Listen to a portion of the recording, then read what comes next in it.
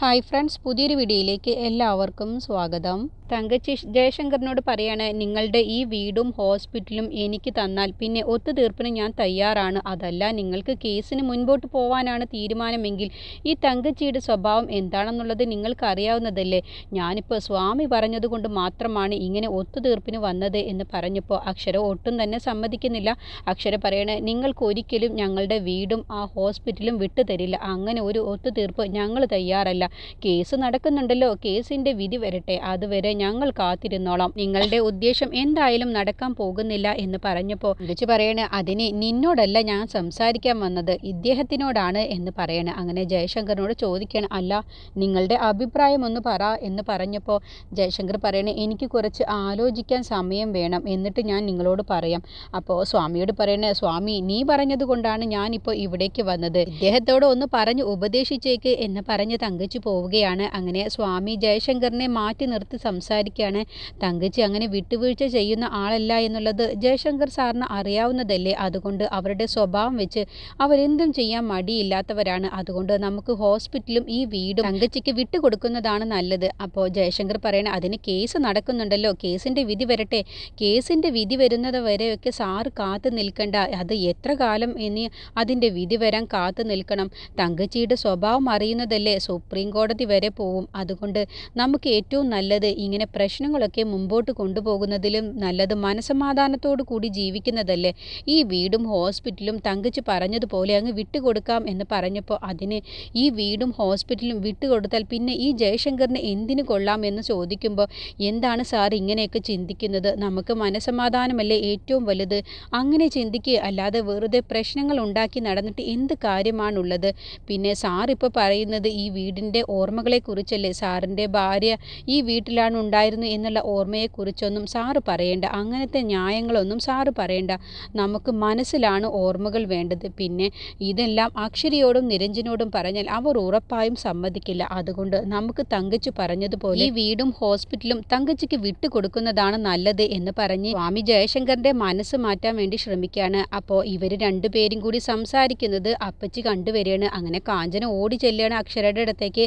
ആ സ്വാമി നിന്റെ അച്ഛൻ്റെ സ്വഭാവം മാറ്റാനാണ് ശ്രമിക്കുന്നത്, എന്തൊക്കെയോ കുറേ പറഞ്ഞു കൊടുക്കുന്നുണ്ട്, നിന്റെ ഡാഡിയുടെ സ്വഭാവം നിനക്ക് അറിയാവുന്നതല്ലേ, ആ സ്വാമി പറയുന്നത് പോലെ അനുസരിക്കും, നിന്റെ ഡാഡിയുടെ പേരിലാണ് ഈ സ്വത്തുക്കളെല്ലാം ഉള്ളത്, അതുകൊണ്ട് നിങ്ങളെ അറിയിക്കാതെ ആ തങ്കച്ചി പറഞ്ഞതുപോലെ ചെയ്യാനാവും നിന്റെ ഡാഡി തീരുമാനിക്കുക, ഇത് എങ്ങനെയെങ്കിലും തടയണം എന്ന് പറഞ്ഞപ്പോൾ അക്ഷര പറയാൻ, ഒരിക്കലും ഡാഡി അതിന് സമ്മതിക്കില്ല, കാരണം ഡാഡിക്ക് അമ്മയോടുള്ള ഓർമ്മ എന്തായാലും ഈ വീട്ടിലുണ്ട്, അതുകൊണ്ട് ഡാഡി ഒരിക്കലും അതിന് സമ്മതിക്കില്ല. പിന്നെ ഹോസ്പിറ്റലും ഈ വീടും നഷ്ടപ്പെട്ടാൽ പിന്നെ എന്തിനു കൊള്ളാം, ഡാഡിയുടെ പേരും പ്രശസ്തിയും ഒക്കെ പോവില്ലേ, അതുകൊണ്ട് ഡാഡി ഒരിക്കലും സമ്മതിക്കില്ല എന്ന് പറയുമ്പോൾ കാഞ്ചന പറയണേ, ആ സ്വാമിയുടെ സ്വഭാവം വെച്ച് നിന്റെ ഡാഡിയെ കൊണ്ട് സമ്മതിപ്പിക്കാനുള്ള എല്ലാ ശ്രമവുമുണ്ട്, അതുകൊണ്ട് നീയും നിരഞ്ജനും ചേർന്ന് എങ്ങനെയെങ്കിലും ഇതിന് തടയിടണം, അല്ല എന്നുണ്ടെങ്കിൽ തങ്കച്ചി പറഞ്ഞതുപോലെ തന്നെ നിന്റെ ഡാഡി ഇതെല്ലാം ചെയ്തു കൊടുക്കും. പിന്നെ തങ്കച്ചിക്ക് ഇപ്പോൾ നല്ല പേടിയായിട്ടുണ്ട്, കേസ് നടക്കുന്നത് കൊണ്ട് ആ കേസിൽ തങ്കച്ചി തോൽക്കുമെന്നുള്ളത് മനസ്സിലായത് കൊണ്ടാണ് ഇങ്ങനെ ഒരു സന്ധി സംഭാഷണത്തിന് വന്നിരിക്കുന്നത്. അതുകൊണ്ട് അക്ഷരെ നീ ഇത് ഒരിക്കലും വിട്ടുകൊടുക്കരുത്, നീയും നിരഞ്ജനും ചേർന്ന് ഒരിക്കലും തങ്കച്ചി പറഞ്ഞ ഡിമാൻഡ് അംഗീകരിക്കാൻ സമ്മതിക്കരുത് എന്ന് പറയുമ്പോൾ അക്ഷര പറയണ, എന്ത് വില കൊടുത്തും ഇതിന് ഞാൻ ഡാഡിയെ സമ്മതിക്കില്ല എന്ന് പറഞ്ഞ് തീരുമാനമെടുക്കണം. ഈ സമയം പോലീസ് സിദ്ധുവിൻ്റെ വീട്ടിലേക്ക് വരികയാണ്. എന്നിട്ട് സിദ്ധുവിൻ്റെ അച്ഛനോടും പ്രേമയോടും രംഗനോടും സിദ്ധുവിനോടും ചേർന്ന് ചോദ്യം ചെയ്യാണ്. അപ്പോൾ ചന്ദ്രലേഖയും ഉണ്ട്. എന്നിട്ട് ചോദിക്കുകയാണ് പ്രേമയോട്, നിങ്ങൾക്ക് റൂബിയോട് നല്ല വൈരാഗ്യം ഉണ്ടായിരുന്നില്ലേ, നിങ്ങളോട് റൂബി അങ്ങനെയുള്ള കാര്യങ്ങളല്ലേ ചെയ്തത്, അതുകൊണ്ട് നിങ്ങൾക്ക് റൂബിയെ കൊന്നുകളയാനുള്ള ദേഷ്യം ഉണ്ടായിരുന്നില്ലേ എന്ന് ചോദിക്കുമ്പോൾ പ്രേമ പറയണ, അത് സാറ് പറഞ്ഞത് ശരി തന്നെയാണ്, അവളെ കയ്യിൽ കിട്ടിയ കൊന്നുകളയാനുള്ള ദേഷ്യമുണ്ടായിരുന്നു, പക്ഷേ എന്ന് കരുതിയിട്ട് ഞാൻ അവളെ കൊല്ലാനൊന്നും അവളെ തൊടാൻ പോലും ഞാൻ പോയിട്ടില്ല, അതിപ്പോൾ ഏതൊരു മനുഷ്യനും ഉണ്ടാകുമല്ലോ ദേഷ്യം വരുന്ന സമയത്ത് കൊന്നുകളയാനുള്ള ദേഷ്യം, അല്ലാതെ നമ്മളത് ചെയ്യില്ലല്ലോ, ഞാൻ അങ്ങനെയൊന്നും ചെയ്തിട്ടില്ല, സാർ എന്നെ വിശ്വസിക്കണം എന്ന് പറയട്ടോ. അപ്പോൾ സിദ്ധു പറയണ, ഒരിക്കലും ചേച്ചി അങ്ങനെയൊന്നും ചെയ്തിട്ടില്ല സാറേ എന്ന് പറയുമ്പോൾ അതൊക്കെ ശരി തന്നെയാണ്, പക്ഷേ കേസ് അന്വേഷണം ഞങ്ങൾ ഇപ്പോഴും ഇതിൻ്റെ പിറകെ തന്നെയാണ്, എത്രയും പെട്ടെന്ന് ആരാണ് പ്രതി എന്നുള്ളത് ഞങ്ങൾ കണ്ടുപിടിക്കുക തന്നെ ചെയ്യും. അല്ല ഈ പ്രേമയുടെ മാലയല്ലേ മോഷണം പോയത്, അത് നിങ്ങൾക്ക് തിരിച്ചു കിട്ടിയോ എന്ന് അതൊക്കെ തിരിച്ചു കിട്ടിയല്ലോ സാറേ, അത് ആരാണ് എടുത്തത് എന്നുള്ളത് നിങ്ങൾക്ക് അറിയുമോ? ഇല്ല സാറേ. അപ്പോൾ സിദ്ധു പറയണ, ഞങ്ങളത് ചേച്ചിയോട് ഇതുവരെയും പറഞ്ഞിട്ടില്ല. അപ്പോൾ പ്രേമ പറയണ, ആരാണ് എടുത്തത് സാറേ എനിക്കത് അറിയണം. ആരാണ് എൻ്റെ മാല മോഷ്ടിച്ചത് എന്ന് ചോദിച്ചപ്പോൾ ചന്ദ്ര അങ്ങ് പരുങ്ങുകയാണ്. അപ്പോൾ പോലീസ് പറയാണ്, ഈ നിൽക്കുന്ന ചന്ദ്രലേഖയാണ് നിന്റെ മാല മോഷ്ടിച്ചത്. ഇവർ രണ്ടുപേരും കൂടി ചേർന്നാണ്, ചന്ദ്രയും റൂബിയും കൂടി ചേർന്നാണ് നിന്റെ മാല പണയം വെച്ചത് എന്ന് പറഞ്ഞതോടുകൂടി പ്രേം അങ്ങ് ഞെട്ടിപ്പോവാണോ, ഇവളാണോ ഈ പെരുങ്കള്ളിയോ എന്നങ്ങ് ചോദിക്കുകയാണ്.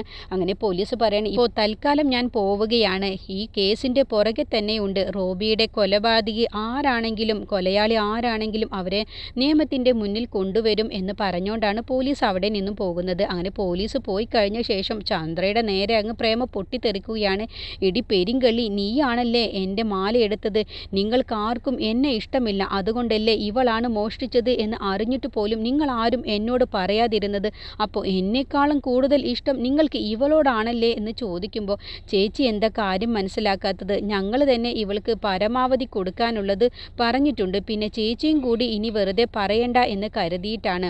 അപ്പോൾ ചന്ദ്ര പറയണേ, എന്നെ ഇനി കള്ളി എന്ന് വിളിക്കരുത്. ഞാൻ ഇനി അങ്ങനെയൊന്നും ചെയ്യില്ല. എൻ്റെ സാഹചര്യം കൊണ്ടാണ് ചേച്ചിയുടെ മാല എടുത്തത്. ഇനി ഞാൻ അങ്ങനെയൊന്നും ചെയ്യില്ല. എനിക്ക് പൈസയ്ക്ക് അത്യാവശ്യമുള്ളത് കൊണ്ടാണ് ഞാൻ അങ്ങനെ ചെയ്തത്. അപ്പോൾ പ്രേമ ചോദിക്കുകയാണ്, പൈസയ്ക്ക് അത്യാവശ്യം ഇനിയും നിനക്ക് ഉണ്ടാകുമല്ലോ. ഇനി ഞാൻ എൻ്റെ ഒരു കഷ്ണം പോലും സ്വർണം ഞാൻ ഇവിടെ സൂക്ഷിക്കില്ല. നിന്നെ ഒന്നും വിശ്വസിച്ച് ഇവിടെ സ്വർണം സൂക്ഷിക്കാൻ പറ്റില്ല. ഇനിയും നീ മോഷ്ടിച്ച് അതുകൊണ്ട് ഈ പണയം വെക്കും എന്ന് പറഞ്ഞ് പ്രേമ വീണ്ടും കുറ്റപ്പെടുത്തുമ്പോൾ ഇനി നിങ്ങൾ എന്നെ അങ്ങനെ വിളിക്കരുത്, എനിക്ക് സഹിക്കാൻ കഴിയുന്നില്ല എന്ന് പറഞ്ഞപ്പോൾ സിദ്ധുവിൻ്റെ അച്ഛൻ പറയണ്, മോളെ നീ ഇനി അതൊന്നും കേൾക്കണ്ട, നീ തൽക്കാലം ഇപ്പോൾ റൂമിലേക്ക് പോയിക്കോ എന്ന് പറഞ്ഞ് ചന്ദ്രയെ പറഞ്ഞു വിടുകയാണ്. അപ്പോൾ പ്രേമ പറയണ, നിങ്ങളെല്ലാവരും എന്നെ ചതിക്കുകയാണ് ചെയ്തത്. നിങ്ങളെല്ലാവരും ഈ സത്യം അറിഞ്ഞ് എൻ്റെ മാല മോഷ്ടിച്ചവൾ ഇവളാണെന്നുള്ള സത്യം അറിഞ്ഞ് നിങ്ങൾ എന്നോട് പറഞ്ഞില്ലല്ലോ. നിങ്ങൾ എന്ത് ന്യായം പറഞ്ഞാലും അതൊന്നും ഞാൻ കേൾക്കില്ല. അവളെ ഞാൻ വെറുതെ വിടാൻ പോകുന്നില്ല എന്ന് പറഞ്ഞ് പ്രേമ ദേഷ്യത്തിൽ അകത്തേക്ക് പോവുകയാണ്. അതും ചന്ദ്രയുടെ അടുത്തേക്കാണ് ചെല്ലുന്നത്. അപ്പോൾ രംഗം പറയണേ, പ്രേമ എന്തായാലും ചന്ദ്ര ഇനി വെറുതെ വിടാനൊന്നും പോകുന്നില്ല.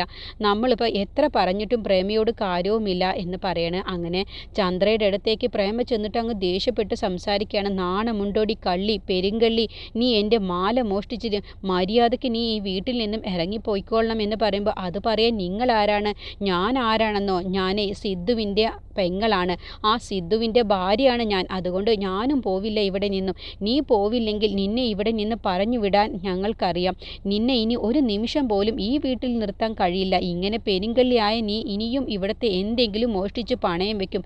ഞാനല്ലേ നിങ്ങളോട് പറഞ്ഞത് എന്നെ ഇനി അങ്ങനെ വിളിക്കരുതെന്ന്? നീ ഇനി ഒരു നിമിഷം പോലും ഈ വീട്ടിൽ നിൽക്കരുത്. മര്യാദയ്ക്ക് ഈ വീട്ടിൽ നിന്നും ഇറങ്ങിപ്പോയിക്കൊള്ളണം എന്ന് പറയുമ്പോൾ എനിക്ക് സൗകര്യമില്ല ഇറങ്ങിപ്പോവാൻ. നിങ്ങൾക്ക് അങ്ങനെ വേണമെങ്കിൽ കേസ് കൊടുത്തേക്ക്. ഞാൻ ഈ വീട്ടിൽ നിന്നും ഇറങ്ങിപ്പോവണം എന്നാണ് നിങ്ങളുടെ എല്ലാവരുടെയും ഉദ്ദേശമെന്ന് എനിക്കറിയാം. പക്ഷെ അതൊരിക്കലും നടക്കാനും പോകുന്നില്ല. അപ്പോൾ പ്രേമ പറയണ, നിന്റെ കൂടെയൊക്കെ എങ്ങനെ വിശ്വസിച്ച് താമസിക്കും?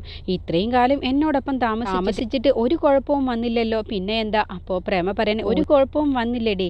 നീ എന്നെ കൊണ്ട് കൂടുതലൊന്നും പറയിപ്പിക്കാൻ നിൽക്കണ്ട. നീ എന്ന് ഈ വീട്ടിലേക്ക് കാലെടുത്ത് കുത്തിയോ അന്നു മുതൽ തുടങ്ങിയതാണ് ഈ വീടിൻ്റെ കഷ്ടകാലം. അങ്ങനെ ഈ വീട്ടിൽ കിടന്ന് വിളയാടാം എന്ന് നീ വിചാരിക്കേണ്ട. നീ അതിന് സ്വപ്നവും കാണണ്ട. അതിന് ഈ പ്രേമ ഒരിക്കലും സമ്മതിക്കില്ല. കള്ളി, പെരുങ്കള്ളി എന്നും പറഞ്ഞ് പ്രേമ പോവുകയാണ്. പിന്നീട് സിദ്ധുവും അച്ഛനും രംഗനും കൂടി സംസാരിക്കുകയാണ്. അപ്പോൾ അച്ഛൻ പറയണേ, ഇതിപ്പോൾ ഇങ്ങനെ പ്രശ്നങ്ങൾ കൂടുതൽ വഷളാവുകയല്ലേ, അതുകൊണ്ട് എത്രയും പെട്ടെന്ന് ഡിവോഴ്സിൻ്റെ കേസ് ഫയൽ ചെയ്യുന്നതല്ലേ നല്ലത് എന്ന് ചോദിക്കുമ്പോൾ സിദ്ധു പറയണേ, അങ്ങനെ പെട്ടെന്നൊന്നും ഡിവോഴ്സ് നമുക്ക് കൊടുക്കാൻ കഴിയില്ല. കാരണം ഗാർഹിക നിയമം അനുസരിച്ച് സ്ത്രീകളുടെ ഭാഗത്താണ് നിയമം നിൽക്കുക. അപ്പോൾ നമുക്ക് ഈ വീട്ടിൽ നിന്നും ഇറങ്ങിപ്പോവേണ്ട അവസ്ഥ വരെ വരും. അപ്പോൾ രംഗൻ ചോദിക്കുകയാണ്, ഇത് നമ്മുടെ വീടല്ലേ, എങ്ങനെ നമ്മൾ ഇവിടെ നിന്നും പോവും?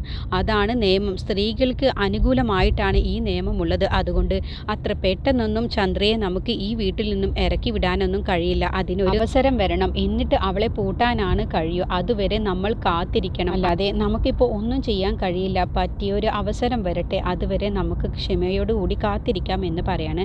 ഈ സമയം മുത്തശ്ശിയും പാർവതിയുടെയും അടുത്തേക്ക് ശരത്ത് വരികയാണ്. മുത്തശ്ശി ചോദിക്കുകയാണ്, എന്തായി ശരത്ത് മോനെ, പൈസയുടെ കാര്യത്തിൽ വല്ല വിവരവും കിട്ടിയോ എന്ന് ചോദിക്കുമ്പോൾ ഇല്ല മുത്തശ്ശി, ഇനിയിപ്പോൾ എന്ത് ചെയ്യും, അത് നഷ്ടപ്പെട്ടു അല്ലേ എന്ന് പറയുമ്പോൾ ഇല്ല മുത്തശ്ശി, ഒരിക്കലും അത് നഷ്ടപ്പെടാൻ ഞാൻ സമ്മതിക്കില്ല. അത് എൻ്റെ പണം മോഷ്ടിച്ചവരെ ഞാൻ കണ്ടെത്തുക തന്നെ ചെയ്യുമെന്ന് പറയുമ്പോഴാണ് മനോഹരൻ അവിടേക്ക് വരുന്നത്. അപ്പോൾ മനോഹരൻ പറയണേ, എന്ത് ചെയ്യാനാണ് ശരത്ത് മോനെ, അത് അനുഭവിക്കാനുള്ള യോഗമുണ്ടാവില്ല, അതുകൊണ്ടാണ് അത് കളഞ്ഞു പോയത്. അത് കേട്ടപ്പോൾ ശരത്തിന് മനോഹരൻ താങ്ങിയതാണെന്നുള്ള കാര്യം മനസ്സിലാകുന്നുണ്ട്. അപ്പോൾ ശരത്ത് പറയുന്നത്, അങ്ങനെയാണെങ്കിൽ അച്ഛനും അമ്മയ്ക്കും അനുഭവിക്കാൻ യോഗമില്ലാത്തത് കൊണ്ടാണോ ശ്രുതി സാറ് മരണപ്പെട്ടത്? ദേവികേട്ടത്തിക്ക് ശ്രുതി സാറുമൊത്ത് ജീവിക്കാൻ യോഗമില്ലാത്തത് കൊണ്ടാണോ സുധീർ സാറ് നഷ്ടപ്പെട്ടത് എന്നൊക്കെ പറയുമ്പോൾ മനോഹരനും പാർവതിക്ക് ഉത്തരം മുട്ടി പോവുകയാണ്. അപ്പോൾ മുത്തശ്ശി പറയാണ്, ശരത്ത് മോൻ ഇതൊന്നും കാര്യമാക്കണ്ട, ആ മനോഹരന് ഭ്രാന്താണ് എന്ന് പറയുമ്പോൾ മനോഹരൻ പറയാണ്, മോൻ പറയട്ടെ, അമ്മ തടയൊന്നും വേണ്ട, അവനിനി കുറച്ചു കാലം കൂടിയല്ലേ പറയാൻ കഴിയൂ, അത് കഴിഞ്ഞാൽ പിന്നെ അവൻ തറവാട്ടിലേക്ക് പോവുകയല്ലേ എന്ന് പറയുമ്പോൾ തറവാടോ എന്നുള്ള ഭാവത്തിൽ ശരത്ത് നോക്കുകയാണ്. അപ്പോൾ ജയില്, സെൻട്രൽ ജയിൽ എന്ന് ഉദ്ദേശിച്ചുകൊണ്ടാണ് മനോഹരൻ പറയുന്നത് എന്ന് ആർക്കും മനസ്സിലാകുന്നില്ല. അങ്ങനെ മനോഹരൻ മുള്ളും മുനയും വെച്ച് സംസാരിക്കുകയാണ്. അവിടെ തറവാട്ടിൽ പോയ പിന്നെ എല്ലാ കാര്യങ്ങളും നോക്കാനും കൃത്യമായ ഭക്ഷണത്തിനും എല്ലാം തന്നെ അവിടെ ആളുണ്ടല്ലോ. ഇനിയിപ്പോൾ കുറച്ച് കഴിഞ്ഞാൽ ശരത്ത് മോനെ അന്വേഷിച്ച് തറവാട്ടിൽ നിന്നും പ്രത്യേകം വണ്ടിയും വരും, ശരത്ത് മോന് പിന്നെ പോയല്ലേ പറ്റൂ എന്ന് പറഞ്ഞപ്പോൾ പാർവതി പറയണ, ഇല്ല, ശരത്ത് മോനെ എവിടേക്കും ഞാൻ പറഞ്ഞയക്കില്ല. അത് കേട്ടപ്പോൾ പാർവതിയെ കളിയാക്കിക്കൊണ്ട് മനോഹരൻ പറയണ, അതിന് പാർവതിയുടെ സമ്മതം ആർക്ക് വേണം എന്ന് പറയുമ്പോൾ മുത്തശ്ശി പറയണേ, നീ അങ്ങനെ വെറുതെ കള്ളമൊന്നും പറയണ്ട, തറവാട്ടിലേക്ക് പോകുന്നതിനെ കുറിച്ചൊന്നും പ്രഭമോള് ഇവിടെ വന്നപ്പോൾ പറഞ്ഞില്ലല്ലോ. അത് കേട്ടപ്പോൾ ശരത്ത് അങ്ങ് ഞെട്ടാണ്. അമ്മ ഇവിടെ വന്നിരുന്നോ എന്ന് ചോദിക്കുമ്പോൾ, ആ വന്നിരുന്നല്ലോ, മോൻ പറഞ്ഞതുപോലെയൊന്നുമല്ലല്ലോ പ്രഭമോള് ഇവിടെ വന്ന് പറഞ്ഞത്. നിന്നെ പൈസയുമായിട്ട് വരുന്ന സമയത്ത് നിന്റെ അമ്മ ഒരുപാട് തവണ നിന്നെ വിളിച്ചപ്പോൾ നീ ചെന്നില്ല എന്നാണല്ലോ പ്രഭമോള് പറഞ്ഞത്. ശരത്ത് മോൻ ഞങ്ങളോട് പറഞ്ഞത് ഇതൊന്നുമല്ലല്ലോ എന്ന് പറഞ്ഞപ്പോൾ, അത് പിന്നെ എന്ന് പറഞ്ഞ് പതർച്ചയോടുകൂടി ശരത്ത് പറയണേ, അത് പിന്നെ അമ്മയ്ക്കിപ്പോൾ ആ പൈസ നഷ്ടപ്പെട്ടതിൻ്റെ ശേഷം വല്ലാത്തൊരു ടെൻഷനാണ്, അതുകൊണ്ടാണ് അമ്മ ഇങ്ങനെയൊക്കെ പറയുന്നത്. അപ്പോൾ പാർവതി പറയണേ, അത് ശരിയാണ്, ഞങ്ങൾക്കും അത് തോന്നി, അമ്മയ്ക്ക് നല്ല ടെൻഷനുണ്ട്. അങ്ങനെ ശരത്തിന് പിന്നെ ഒന്നും പറയാൻ കഴിയുന്നില്ല. അങ്ങനെ ശരത്ത് പെട്ടെന്ന് അവിടെ നിന്ന് എണീറ്റ് പോകുമ്പോൾ മുത്തശ്ശി പറയുന്നത്, മോനെ നിനക്ക് ഭക്ഷണം എടുത്ത് വെക്കട്ടെ എന്ന് ചോദിക്കുമ്പോൾ, വേണ്ട, എനിക്ക് തീരെ വിശപ്പില്ല മുത്തശ്ശി എന്ന് പറഞ്ഞു പോവാട്ടോ. അതൊക്കെ കാണുന്ന സമയത്ത് മനോഹരൻ സന്തോഷിക്കുകയാണ്, അവന് തിരിച്ചടികൾ കിട്ടിക്കൊണ്ടിരിക്കുകയാണ് എന്നുള്ള ഭാവത്തിലിട്ടോ. എന്നിട്ട് ശരത്ത് റൂമിലെത്തിയ ശേഷം പ്രഭാവതിക്ക് ഫോൺ വിളിക്കുകയാണ്. അപ്പോൾ ശരത്തിൻ്റെ കോള് കാണുന്ന സമയത്ത് പ്രഭാവതി ആ ഫോൺ എടുക്കുന്നില്ല. അപ്പോൾ ശരത്ത്, എന്താ അമ്മ ഫോൺ എടുക്കാത്തത്, അമ്മ എന്തിനാണ് ഇവിടേക്ക് വന്നത് എന്ന് ചോദിക്കാൻ വേണ്ടിയിട്ടായിരുന്നു, അമ്മ എന്താ ഫോൺ എടുക്കാത്തത് എന്നുള്ള ഭാവത്തിലാണ് ശരത്ത് നിൽക്കുന്നത്. അപ്പോൾ ശരത്ത് വീണ്ടും പ്രഭാവതിയുടെ ഫോണിലേക്ക് വിളിക്കും. പ്രഭാവതി ശരത്തിൻ്റെ കോള് കട്ട് ചെയ്യണം.